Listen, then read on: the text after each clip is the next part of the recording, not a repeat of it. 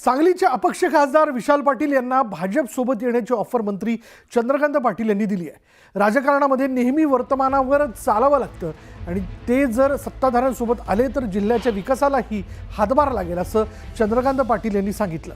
माझ्या कामाची पद्धत पाहून चंद्रकांत दादांनी मला ऑफर दिली, पण उर्वरित कार्यकाळ अपक्ष म्हणूनच पूर्ण करेन अशी प्रतिक्रिया सांगलीचे अपक्ष खासदार विशाल पाटील यांनी चंद्रकांत दादांच्या ऑफरवर दिली आहे। राजकारणात नेहमी वर्तमानावर चालावं लागतं। पुढे काय माहीत नाही।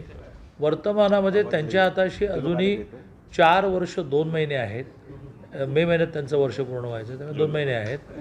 तर त्यामुळे 4 वर्ष 2 महिन्याच्या कालावधीचा आम्ही विचार करतो आहोत। जर ते बरोबर आले तर आमची केंद्रातली एक संख्याही वाढते आणि मग जिल्ह्यातल्या विकासाच्या कामांना त्यांना जे करायचं आहे त्यालाही सोपं जाईल, म्हणून आम्ही त्यांना जाहीर ऑफर आता पुन्हा एकदा देत आहोत। त्याचा त्यांनी विचार करा। माझ्या कामाची पद्धत आवडल्यामुळे चंद्रकांत दादांनी तशी ऑफर दिली असेल। एक राजकीय विचार आमचे वेगळे जरी असले तरी जिल्ह्याचे ज्येष्ठ ते आज पालकमंत्री आहेत, राज्याचे ज्येष्ठ नेते आहेत, ते जर आपल्याला अशी ऑफर देत असतील तर कदाचित आम्ही आमचे काम चांगले करतोय असं एक पोचपावती होईल। मात्र असा कुठलाही विचार मी केलेला नाही आणि अपक्ष म्हणून निवडून आल्यावर मी कुठल्या पक्षात प्रवेश कायद्यानेच करू शकत नाही। त्यामुळे उर्वरित 4-4.25 वर्षाचा जो माझा काळ आहे तो अपक्ष म्हणूनच जाणार आहे। सरकारने